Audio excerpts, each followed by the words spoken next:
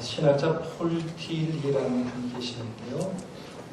이분은 현대 교회 교인들의 현실을 이렇게 진단한 바가 있습니다. 현대 교인들 중 10%는 죽었고 80%는 잠자고 있고 10%만 깨어있다라고 얘기를 했습니다. 이 말을 성령 강림주를 맞아서 성령 하나님과 연결시켜 적용해보면 이렇게 말할 수 있을 겁니다. 현대 교인들 가운데 성령 충만한 성도가 10%요. 성령이 무엇인지도 모르는 사람도 10%요. 성령을 체험하여 성령을 알고 모시고 살아가고 있지만 점차적으로 성령님이 소멸해가고 있는 성도가 80%가 된다고 할 수 있습니다. 오늘 성령 강림주를 맞아서 우리는 정신을 바짝 차리고 내 자신과 성령 하나님과 어떤 관계인지 한번 점검해 볼 필요가 있습니다. 나는 성령 충만한 10%의 교인 속에 내가 포함되어 있을까 한번 생각해 보고요. 아니면 나는 성령을 체험하고 알고 모시고 있지만 점차적으로 성령 하나님께서 나에게 소멸되어 가고 있는 80% 교인 속에 내가 들어가 있는가, 아니면 그것도 아니면 아직도 나는 교회에 온다고 오는데 성령 하나님이 무엇인지도 모르는 10%에 해당되는 교인인가 한번 물어보고 나의 위치를 점검해 볼 필요가 있습니다. 이 세상을 살아가는 모든 사람들은 호흡을 하고 살아갑니다. 호흡을 하지 않으면 살아갈 수가 없습니다. 내쉴호, 숨 내쉴호, 숨 들이쉴 흡이라고 해서 호흡한다라고 얘기를 합니다. 보통 우리가 호흡한다라고 얘기하는데 여러분 재미난 건 왜 흡호라고 얘기를 하지 않고 호흡이라고 하는 거죠. 먼저 숨을 내쉬고 들이쉬고 내쉬고 들이마시고 라고 얘기를 할까? 들이쉬고 그리고 나서 내쉬게 되는데 우리는 흡호라고 얘기를 하지 않고 호흡한다는 거죠. 먼저 숨을 내쉬고 들이쉬고 내쉬고 들이쉬고 라고 얘기합니다. 이런 걸 고민을 해본 적이 있는지 몰라요. 왜 우리는 호흡이라고 얘기할까? 흡호라고 얘기를 하지 않을까라고 얘기하는 거죠. 왜 사람은 숨을 먼저 내쉬어야 되느냐? 내쉬고 숨을 들이쉬어야 살아있는 사람이라고 얘기할까 한번 생각해 볼 필요가 있는데요. 성경에 보면 이미 이 답을 다 내리고 있어요. 창세기 2장 7절에 보면 하나님께서 땅에 글구로 사람을 빚으시고 그 코에 생명의 숨을 불어 넣으셨다. 그러자 그 사람이 살아나 생명체가 되었다라고 해요. 하나님이 사람을 진흙으로 만든 다음에 그 진흙 속에 하나님 만드신 사람 속에 코에다가 생명의 숨을 불어 넣으셨죠. 하나님이 불어 넣으셔서 사람이 되었으니까 사람이 된 사람은 하나님이 불어낸 숨을 밖으로 내뱉으면 됩니다. 뱉음으로 통해서 숨을 내쉬고 그래서 들이쉬고 해서 호흡한다라고 보는데요. 최초의 사람 아담부터 하나님이 먼저 생명의 숨을 불어 넣으셨기 때문에 인간편에서 할 것은 숨을 내쉬면서 하는 것이 먼저 할 일이라는 거죠. 그래서 우리는 숨을 내쉬고 들이쉰다고 해서 호흡한다라고 얘기합니다. 이렇게 사람은 호흡해야 살아갈 수가 있습니다. 호흡이 끊어지면 죽은 사람이라고 얘기해서 우리가 같은 장소에 있지를 못하는 걸 봅니다. 그런데 여러분 지금 숨을 쉬잖아요. 숨을 내쉬고 어떤 사람은 좀 몸이 굵은 사람은 숨을 쉬는 것도 들이쉬는 것도 느낄 정도로 숨을 내쉬고 또 들이쉬고 이렇게 합니다. 여러분 숨을 지금 쉬고 계시죠? 그렇죠? 숨 안 계시는 분 정신 차리고 숨을 쉬셔야 돼요. 숨을 쉬셔야 되는데 숨을 쉬고 계시는데 지금 우리 중에 있는 공기가 눈에 보입니까? 안 보입니까? 눈에 안 보이죠. 눈에 안 보이는데도 불구하고 우리는 인정합니다. 우리가 이처한 이 교회 안에 공기가 존재하는구나 라고 알 수 있고요. 그 공기가 존재하기 때문에 우리는 숨을 내쉬고 들이쉬고 숨을 내쉬고 들이쉴 수 있다는 거예요. 때로는 우리가 야외로 가서 이렇게 울창한 곳에 가면 하는 말이 뭐, 야, 이 공기 너무 좋다 하고 얘기하면서 그때는 숨을 그냥 쉬는 것이 아니라 실컷 들이마시고 확 내뱉은 걸 봅니다. 그래서 야, 이렇게 좋은 공기를 맡았으니까 몇 달 동안 굉장히 기분 좋게 살아갈 수 있겠다라고 얘기할 겁니다. 공기는 눈에 보이지 않아요. 그러나 눈에 보이지 않은 그 공기를 우리가 들이쉬고 내쉴 때 그때 내가 살아가고 있다 하는 걸 인정할 겁니다. 하나님 이렇게 사람들에게 숨을 불어넣으시고 하나님의 뜻에 따라서 순종하고 살면서 행복하게 살기를 바랬습니다. 그런데 인간은 하나님의 명령을 거부합니다. 말씀대로 살지 않았습니다. 하나님의 주신 법을 어기고 결국은 하나님 만드신 에덴 동산에서 쫓겨나서 불행한 삶을 살기 시작합니다. 결국에는 하나님은 물론 일부의 남은 자, 이걸 경건한 남은 자, 거루터기다 혹은 남은 자 사상이라고 해서 이사야서의 핵심 사상이 남은 사상입니다. 하나님께서는 남은 자로 통해서 경건한 의를 통해서 하나님 일을 하시는데 대체적으로 세상 사람들 보니까 너무나 타락해 있습니다. 너무나 죄악이 관영되어 있습니다. 그래서 그 영혼 그 정도면 다 죽음으로서 끝날까 싶어서 이 인간들을 구원하기 위해서 예수님이 이 땅에 보내주셨고 예수님이 우리를 구원하기 위해서 십자가에 대신 짊어지심으로 우리가 하나님의 사람이 된 거예요. 예수님이 십자가 사역을 완성하시고 죄인된 우리를 위해서 죄 없으신 예수님이 십자가에 돌아가신 우리의 죄를 용서해 주셨습니다. 그런데 주님이 용서해 주었는데도 불구하고 예수님의 십자가 부활을 경험한 그 사람들은 주님을 믿지 못했습니다. 그래서 우리는 갈릴리로 포기 잡으러 간다라고 얘기하면서 예전과 같은 삶을 살려고 했습니다. 주님은 이미 자기가 부활한 이후에 제자들이 어떤 모습일까를 다 알고 계셨습니다. 그래서 주님은 승천하기 전 제자들이 이렇게 약속합니다. 사도행전 1장 4절에서 5절에 보면 예루살렘을 떠나지 말고 내게 들은 바 아버지께서 약속하신 것을 기다리라. 너희는 몇 날도 못 되어서 성령을 세례를 받을 거다.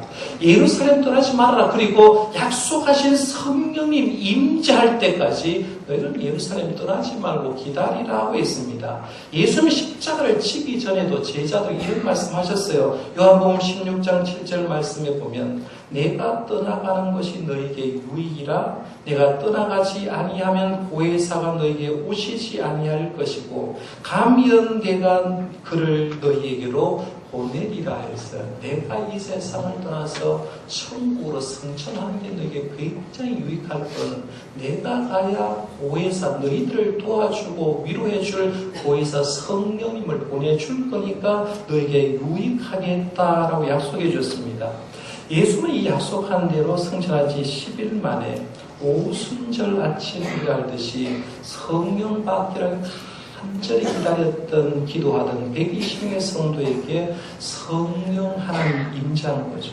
성령 하나님이 그들의 몸속에, 그들의 공간 속에, 그들의 생각 속에, 그들의 마음 속에 임재하는 거예요. 그래서 우리가 보통 하나님의 절에 나오면 그 믿음 생활 조금 더 한 분이 성령 충만을 위해서 기도합니다. 하나님 나에게 성령 충만하게 해달라고 기도하는데 성령 충만이 뭐냐는 거예요. 성령 충만을 어렵게 생각하지 말고 성령 충만은 하나님이 성령 하나님이 내 몸을 주관하고 성령 하나님이 내 생각 주관하고 성령 하나님이 내 삶을 주관하는 것, 이게 성령 충만을 받았다고 얘기할 수 있습니다.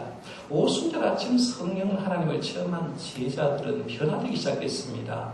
두려워 떨던 자들이 담대한 자로 바뀝니다.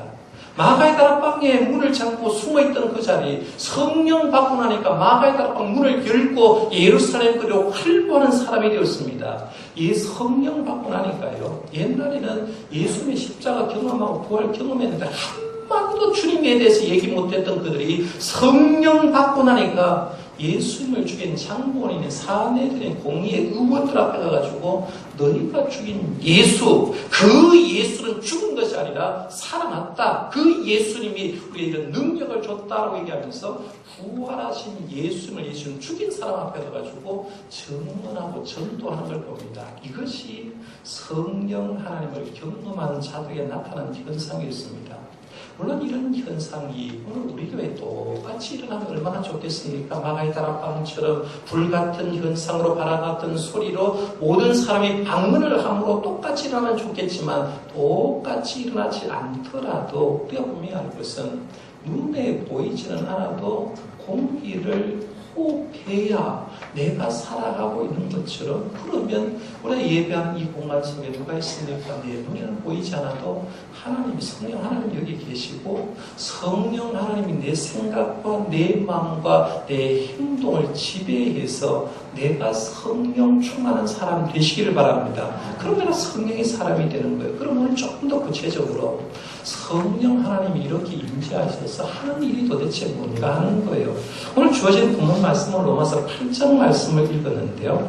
신구약 성경은 총 몇 장이 되냐면 1장, 2장, 1장, 2장 이렇게 해서 보면 총 1189장입니다. 구약 성경이 929장이고요. 신약 성경이 260장입니다. 그래서 총 1189장입니다. 그럼 성경 1189장 가운데 제일 중요한 한 장만 선택하라고 하면 여러분 나름대로 선택하고 싶은 장이 있을 거예요. 나는 시편 1편이 너무 좋아. 시편 1편 좋아합니다. 어떤 분은 요한복음 3장 16절 유명하니까 요한복음 3장이 좋습니다 라고 얘기하는데요. 대체적으로 성경을 공부한 사람, 성경을 연구한 사람, 성경 1189장 가운데 가장 중요한 한 장을 선택하라고 하면 어느 장을 선택하느냐 하면 어느 장을 선택할까요? 로마서 8장을 선택합니다.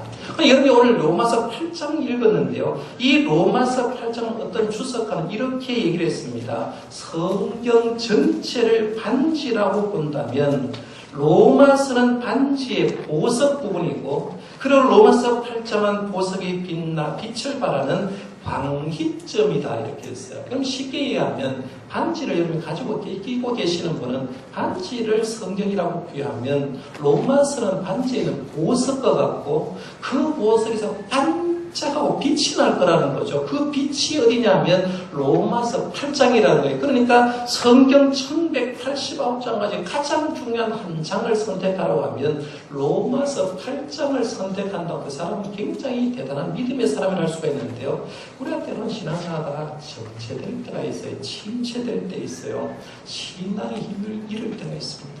예수를 믿기는 믿는데 자신이 없고 예수를 믿어도 낙심되고 희망이 없을 때가 있어요. 그때 내 정신 다 들게 할 수 있는 말씀이 있어요. 그게 어디냐면 로마서 8장 말씀 한번 읽보라는 거예요. 로마서 8장을 그냥 읽지 말고요. 1절부터 시작해서 마지막 39절까지 소리를 내서 탁 읽다 보면 힘없던 우리, 침체된 우리가 하나님의 말씀을 읽음으로 말씀이 얼마나 큰 힘이 되고 우리 하나님의 사람이 성령 안에서 어떤 존재인가를 보여주는 게 로마서 8장 말씀입니다. 이 말씀 가운데 오늘 일부분을 통해서 성령 하나님이 하시는 일이 뭘까?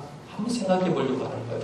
세 가지 답을 한번 찾아보려고 하는데요. 첫 번째는 성령 하나님이 하는 일은 하나님의 자녀를 인도하고 계십니다. 14절 말씀 한번 보세요. 14절에 보면 무릇 하나님의 영으로 인도함을 받는 사람은 곧 하나님의 아들이라 해서 이걸 제가 거꾸로 한번 읽어보겠습니다.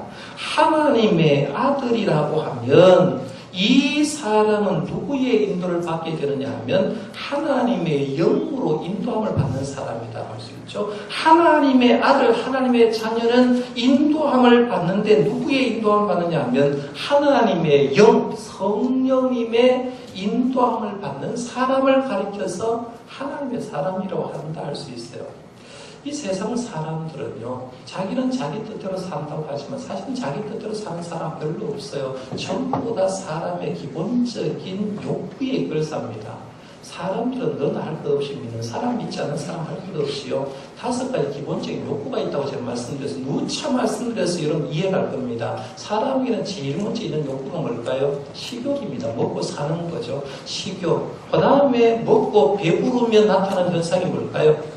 잠자고 싶은 거죠. 수면력입니다. 여러분들이 어젯밤에 영화를 보거나 막 피곤한 사람이 여기 오면 시원한 에어컨을 틀면 자동적으로 눈이 실 감겨질 거예요. 이 정상의 수면력이 있어요. 그 다음에 먹고 배부르면 사람은 성적인 욕구가 생깁니다. 성욕이 생기고요. 그 다음에는 있는 게 뭐냐면 사람은 누구나 다 돈을 갖고 싶어 합니다. 재물욕이에요. 돈 있는 사람은 세상에서 인기 없고 명예 얻고 싶었어요. 명예욕이 있습니다. 사람은요, 다 식욕, 수면욕, 성욕, 재물욕, 명욕이 있습니다. 근데 사람을 잘 보세요. 사람마다 기본적인 욕구 때문에 멸망하는 사람만, 욕구에 이끌려서 하는 사람만 있어요. 어떤 사람은요, 먹는 것을 목숨 걸고 먹는 사람이 있어요. 요즘 취미가 뭡니까? 라고 물으면 대답하는 사람 중에 맛집 투어하는 게 취미입니다. 라고 해서 어디에 맛집이 있다고 하면 3시간, 4시간 가서 먹고 온다는 거예요. 어떤 목사님 만났는데 통영에서 지난번에 가는데 통영에서 어디까지 가느냐 하면 전라도까지 가가지고 음식 먹고 온다고 제가 야 대단한 사람이다. 한 그릇 먹고 오다 보면 소화 다 돼가지고 화장실 갈 건데 뭐 그렇게 하느냐. 그런데 사람은 기본적으로 먹는 것 때문에 목숨을 걸어요. 음식 먹는데 현실을 보셔야 식당에 보면 어떤 사람도 음식 욕심내는 사람에서 이 음식을 내가 좀 더 먹으려고 하는 사람이 있어요. 이런 사람은 식욕에 끌려서 사는 사람. 어떤 사람은 성욕에 끌려서 사는 사람이 있어요. 젊은 사람들 강간하고 범죄하는 사람들 전부 다 성욕이 자기를 인도하기 때문에 그렇게 끌려서 사는 어떤 분은 돈을 벌면 정신을 못 차는 사람이 있죠. 요즘 일어나는 사건들 보세요. 돈 앞에는 부모도 없고 돈 앞에는 형제도 없어요. 그 사람들은 누가 인도하냐면 돈이 그 사람을 인도하는 거예요. 어떤 분은 정치와 명예의 끌림을 받는 사람이 있어요. 국회의원 여러분이 주변에 자기 알고 있는 사람 국회의원 출마했는데 한번 떨어졌어. 아유, 난 안 된다 싶어가지고 떨어지면 되는데, 그때 마무리하면 좋은데, 2번, 3번 조금 나가면 되겠지 해서 몇 번만 딱 출마를 하게 되면 집안 폐간망신하는 걸 보게 될 거예요. 그 사람은 뭐가 인도하느냐 하면 명예욕, 정치욕이 자기를 인도하니까 자기 동사에 거기 가서 그렇게 삶을 사는 거예요. 그런데 하나님의 사람은 누가 인도하느냐 하면 하나님께서 성령 하나님을 하나님께로 인도한다는 거죠. 우리가 삼위 하나님이요. 하나님 성부 하나님은 우리를 구원하기 위해서 예수님 보내주셨고 성자 예수님은 십자가의 구원 사역을 완성해 주셨고 성령 하나님 우리가 하나님의 자녀로서 바르게 살아가도록 인도하고 계시는 거예요. 그렇게 생각하면 잘 봐요. 성령 강림 이후의 제자의 모습을 잘 살펴보면요. 성령 강림의 역사가 마가의 다락방에 있고 난 이후부터 예수님의 제자 120명 그리고 예수님의 제자를 포함해서 120명의 성도들이 그때부터는 자기 생각대로 움직인 것이 아니라 성령 하나님이 인도하고 있는 걸 보게 됩니다. 성령님이 인도하니까 개인이 하나님의 자녀의 아름다운 모습을 갖추게 되는 거예요. 성령님이 초대교회를 인도하니까 재산을 공유하고 내 것, 네 것이 없는 아름다운 교회 공동체가 되는 걸 보게 됩니다. 성령님이 인도하니까 하나님의 자녀다운 사명감을 회복하게 되고요. 베드로 사도를 포함해서 7 집사들 수많은 성도들이 성령의 인도받으니까 자연적 기도하고 예배하고 모이기를 힘쓰고 전도하고 하나님 기뻐하는 일들을 하더라는 거예요. 지금으로 우리들도 마찬가지입니다. 우리가 왜 성령의 인도함을 받아야 되느냐? 성령님의 인도함을 받아야 내가 하나님의 자녀답게 산다는 얘기죠. 그래야 살 수 있어요. 여러분이 오늘 지금 이 시간에도 2부 예배 나오셨잖아. 아, 내가 교회에 나가야 되겠다 생각은 나온 것 같지만 사실은 은밀한 의미로 보면 성령 하나님 여러분 교회를 인도하는 거예요. 성령 하나님 앞장서 오늘 교회 가야 된다 인정했을 거예요. 전도를 열심히 하는 분들은 자기도 봉사에 성령 하나님 인도하니까요. 전도를 해서 불쌍한 영혼들 예수 안 믿는 영혼을 보면 불쌍하게 해서 그냥 있을 수 없어서 그들에게 이끌고 하나님의 전에 나왔을 겁니다. 물질 있는 사람은 어떻게든지 하나님 기뻐를 하고 싶어서 하고 싶은 욕구가 생길 거예요. 성령님이 인도하는 거예요. 저는 바라기는요. 저와 여러분이 주님 앞에 갈 때까지 우리의 삶이 다한 날까지 성령의 인도함을 받는 저와 여러분들 되시기를 바랍니다. 그럼 하나님 앞에 놀랍게 쓰임받는 거예요. 두 번째, 성령이 하시는 일이 뭔가 했을 때 성령님은 우리가 하나님을 아빠, 아버지라고 부르게 한다는 거예요. 15절 말씀을 한번 보세요. 너희는 다시 무수하는 종의 영을 받지 아니하고 양자의 영을 받았으므로 우리가 아빠, 아버지라고 부르짖느니라 했어요. 지금 여러분 로마서 8장은 성경 1189장 가운데 가장 귀하다고 제가 말씀드렸는데 로마서는 누가 기록했어요? 로마서는 사도 바울이 기록했죠. 누구를 위해서 기록했어요? 누구를 위해서? 로마에 있는 교인들 위해서 기록한 거예요. 한 번까지 로마 교인들을 못 봤어요. 로마에 있는 기독교인들을 위해서 기록한 말씀이 로마서인데 로마에 있는 교인들 위해서 기록하다가 보니까 당시 로마사에 익숙했던 양자 제도를 인용해서 우리 예수님의 사람은 이런 존재다고 지금 설명하는 거예요. 당시 로마 황제들을 쭉 언급해 보면요. 양자로 들어가서 황제된 사람이 많습니다. 로마의 초대 황제였던 아우구스투스라는 사람은 가이사르의 양자가 됨으로 일대 황제가 되었습니다. 로마 황제 가운데 이름 네로라는 이름은 많이 들어봤을 겁니다. 네로 황제도 원래 황제의 아들이 아니라요. 클라우디우스라는 황제의 집에 양자로 들어갔다가 그 황제의 대를 이어서 5대 황제가 된 걸 봅니다. 그러니까 사도 바울 로마서에 있는 기독교인들이 이미 양자제도를 알고 있는 거예요. 내가 아무리 천한 사람이라도 비천하게 살아도 양자를 잘 들어가면 황제까지 될 수 있구나 알고 있는 그들에게 우리가 하나님의 사람이 어떤 존재냐면 하나님의 사람은 사탄의 자녀로 사탄의 종로로 하다가 하나님의 아들로서 양자가 되다 친자는 예수님이고 우리는 예수님의 뒤를 이은 양자가 된다는 거죠. 군대에 나온 우리 군대 같은 남자들은 대충 아는데요. 군대 계급 가운데 영광급이 있습니다. 소령, 중령, 대령이 있는데요. 대령이 이제 말동세계를 이렇게 달고 있는 사람들이 많은데 대령의 꿈이 뭐겠습니까? 대령의 꿈은 별 하나 다는 거거든요. 장군 되는 겁니다. 준장이 되는 게 이제 장군이 되는 건데 대령에서 장군이 되면요. 대략적으로 군대에서 하는 의전과 예우가 대령대하고 몇 가지가 달라진다고 얘기하냐면 100가지 정도가 달라진다는 거죠. 그러니까 영광급이냐 장군급이냐에 따라서 의전이나 모든 절차가 달라진다는 거죠. 대령에서 장군 되는데 100가지가 달라지는데요. 사실은 똑같은 분에서 한 계단 신분이 상승되는데 그렇다는 거예요. 그런데 예수님의 십자가 사역과 성령으로 인해서 우리는 한 계단 신분 상승하는 게 아니라 사탄의 자녀에서 하나님의 자녀로 새로운 피조물이 되었다. 성경이 있는 대로 말하면 신분 변화가 되어버리는 거예요. 로마 사회에서 양자가 되었다는 건 몇 가지 큰 의미가 있으니까 시간이 나면 좀 더 길게 설명해야 되는데 시간이 없기 때문에 짧게 4가지만 말씀드릴게요. 로마 사회에서 양자가 되었다는 것은 4가지 큰 의미가 있는데 첫 번째는 그가 가졌던 옛 가정의 권리를 이제 다 포기하고 새 가정, 새 질서에 들어온다는 의미가 있습니다. 옛날에 가졌던 가정 권리 다 포기하고 새 가정, 새 질서에 들어온다는 의미가 있어요. 두 번째는 양자가 되었다는 건 새 아버지가 가지고 있는 신분을 가지게 된다는 거죠. 내가 상놈이었는데 양반의 집에 아버지가 양반의 집에 양자로 들어가면 내 신분도 아버지 신분처럼 양반이 된다. 내 시가 아버지가 양자로 들어가는데 아버지가 부자예요. 그러면 나는 누가 되느냐 하면 부자의 아들이 되는 거예요.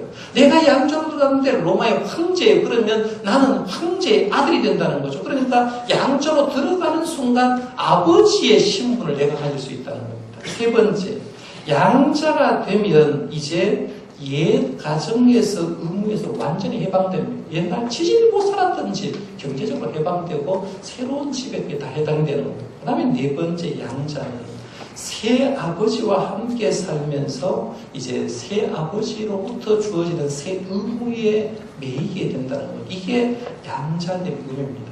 내가 죄의 종에서 사탄의 자녀로 살다가 예수님을 영접하고 성령님을 영접하는 순간에 내가 누구냐면 하나님의 자녀가 된 거죠.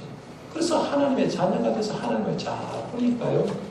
아버지 되는 하나님이 너무 좋아요. 성경에 있는 표현대로 하나님은 사랑의 하나님, 용서의 하나님, 하나님은 복 주시는 하나님, 하나님은 사명을 주시는 하나님.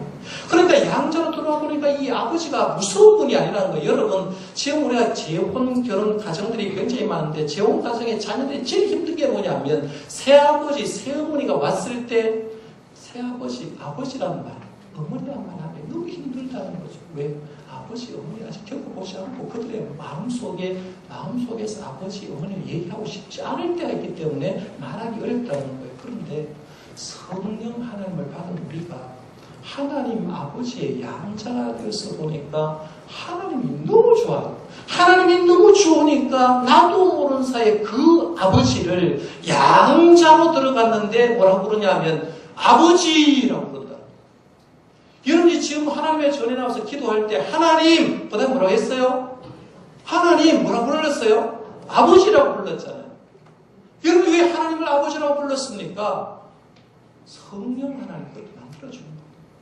예수님이 이 땅에 공생의 사역을 하면서 하나님이 너무 좋으니까 그냥 그런 것도 아니고 아빠, 아버지, 아빠, 아버지. 이 아람어로 아빠라는 말이 우리가 쓰면 요즘 어린아이들이 부모를 부르는 말 아빠하고 똑같은 뜻이에요. 그러니까 우리가 성령님이 하시는 일이 뭐냐면요. 우리가 하나님의 양자가 되었는데 부끄러워서 하나님 아버지라고 못 부르는데 우리가 성령 하나님이 와셔가지고 하나님 너무 좋으니까 자동적으로 내 몸속에서 하나님을 가르쳐서 아빠, 아버지, 아버지라고 부르는 거예요. 여러분 성령 하나님에서 확신이 없는 건요. 내가 하나님 앞에 기도할 때 하나님 아버지라고 하는 게 좋으시면 성령 받은 분인 줄 믿으시기 바랍니다. 성령이 임하기 때문에 그럽니다.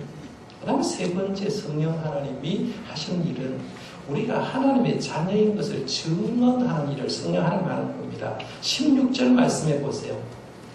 성령의 친히 우리의 영과 더불어 우리가 하나님의 자녀인 것을 증언하시나니 했죠. 성령 하나님은 우리가 하나님의 자녀인 것을 증언해 준다는 거죠. 요 구절을 좀 이해하기 쉽게 제가 전설 얘기를 하나 해드릴게요. 지난주에도 제가 전설 하나 해드렸어요. 잠 오는 분 오늘 한 분도 안 계시네. 히브리인 전설 가운데 이런 전설이 있습니다. 어떤 히브리인 한 사람이 자기 아들을 이렇게 업고 광야로 여행을 하게 되었습니다. 아들을 업고 너무 좋으니까 어린 아이들을 업고 광야로 좀 여행하다가 친구를 만났어요. 친구가 이 아이를 업고 있는 아버지에게 묻습니다. 누구냐라고 물었어요. 그러니까 아버지가 자신 있게 내 아들일세라고 대답을 했어요. 그러면 그 아들인가라고 생각하고 그냥 가면 좋겠는데 이 친구가 등 옆에 있는 아이를 보고 또 물었습니다. 얘야, 너를 업고 가는 이 사람이 너의 아버지냐라고 물었어요. 아들이 당연히 아버지 맞아요 라고 하면 될 텐데 아들이 대답하는 게 뭐냐면 아니요 라고 대답해버립니다. 아버지가 아들을 이렇게 업고 가다가 내 아들인데 아들이 친구가 물었는데 아들이라고 하는 게 기가 막혀가지고 딱 펴서 땅에 놔버렸어요. 놔본 다음에 아이에게 말합니다. 내가 왜 네 아버지가 아니냐라고 물었어요. 아이가 대답합니다. 어째서 당신이 내 아버지입니까? 물었어요. 아버지가 내가 네 업어줬지 않냐라고 얘기를 했습니다. 아들이 대답합니다. 업어준다고 다 아버지입니까? 라고 얘기했어요. 이 둘 간에 시시비비가 걸렸어요. 정말 기가 막힌 겁니다. 아들은 당신이 내 아버지냐고, 업어주면 아버지냐, 먹여주면 아버지냐, 내게 뭐 필요한 거 사주면 아버지냐라고 얘기하는 거예요. 여러분 같으면 이럴 때 아버지가 아버지를 어떻게 하면 증명이 되겠습니까? 실제로 있었던 얘기입니다. 하나님이 이스라엘 백성을 출애굽을 시켰잖아요. 아들을 업었어. 이스라엘 백성 60만 3,550명을 얻고 광야로 와서 광야에서 딱 떨어져 놓으니까 광야에 온 이스라엘 백성이 하나님 앞에 하나님이 어찌 우리 아버지입니까? 라고 반항을 하잖아요. 하나님 우리 아버지인 걸 증명해 달라고 얘기를 하면 그 얘기를 하는 겁니다. 하나님에 대해서 불신하는 거예요. 하나님이 우리 아버지인 걸 어떻게 증명하냐는 거예요. 초대교회부터 시작해서 간접적으로 증명할 방법이 하나가 있었습니다. 여러분 같으면 어떻게 아버지됨을 증명할 수 있느냐 하면 이 사람이 너의 아버지라고 증명해 줄 수 있는 엄마가 그 옆에만 서 있으면 된다는 거죠. 무슨 말인지 이해갑니까? 아이가 당신이 내 아버지라는 것을 무엇으로 증명할 겁니까? 라고 물었을 때 그 옆에 아이 어머니가 딱 서 있다가 아이에게 이렇게 말합니다. 얘야, 무슨 소리냐? 하늘이 두 쪽이 나도 이분은 너의 아버지다. 이분하고 내하고 관계 속에서 내가 너를 낳았는데 무슨 일이 있어도 하늘이 두 쪽 나도 이 아버지가 네 아버지다라고 엄마가 인정만 해주면 그 아이는 할 말이 없다는 거죠. 그런데 엄마가 너 아버지 맞다라고 얘기하는데도 아니라고 하면 그 사람은 정신병자거나 미쳤거나 아이가 도라이다 그런 거예요. 사람이 덜 되는 거예요. 옛날 초대교회 교부들 가운데 성령 하나님을 뭐라고 불렀는가 하면 어머니예요. 이렇게 해서 어머니예요. 왜 성령님을 어머니라고 했는가 하면 성령 하나님이 우리가 하나님의 자녀임을 증거해주고 우리를 위로해주고 어머니처럼 감싸주는 영이기 때문에 성령 하나님을 어머니의 영이라고 했습니다. 우리가 신앙생활 막 시작하면요. 제일 싫어하는 분이 누구냐 하면 사탄이 싫어할 겁니다. 그렇죠? 사탄이 싫어했어요. 하나님의 자녀가 되는 싫어하니까 사탄이 막아서면서 사탄이 이렇게 얘기할 겁니다. 이의를 제기합니다. 이 사람은 하나님의 사람 아니야. 내 사람입니다. 나하고 모의도 했고 나는 같이 욕심만 부리면서 살았습니다. 하나님께 영광 돌리는커녕 하나님이 모욕하는 일만 하고 하나님 좋지 않은 일만 했는데 어떻게 이 사람이 하나님의 사람입니까? 라고 해서 하나님의 자녀가 아니라는 걸 얘기를 할 겁니다. 이때 우리는 아무 할 말이 없어요. 왜냐하면 진짜 그렇게 살았거든요. 하나님 영광 돌리지 않고 살았는데 예수 믿는다고 고백했을 뿐 주님의 은혜로 예수를 믿었을 뿐 내가 한 게 없어요. 그때 성령 하나님 이렇게 얘기한다는 겁니다. 아니요. 이 사람은 이제부터 하나님의 자녀입니다. 이 사람은 예수 그리스도 안에 있습니다. 이 사람은 지금 하나님을 아버지라고 부릅니다. 그리고 양자되는 의식도 거쳤습니다. 내가 거기에 있었습니다. 내가 증인입니다.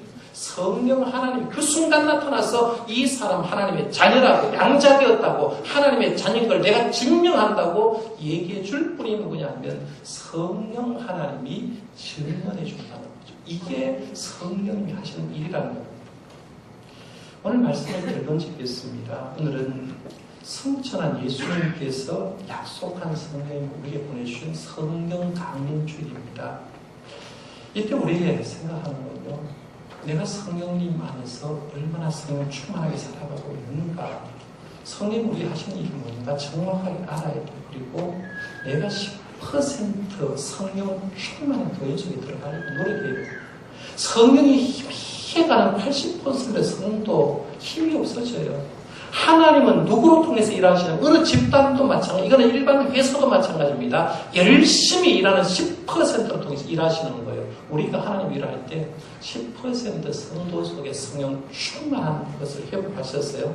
성령님이 저와 여러분의 생각도 마음도 우리의 삶도 지배받는 성령 충만한 삶을 살아가는 저와 여러분들 되시기를 바랍니다.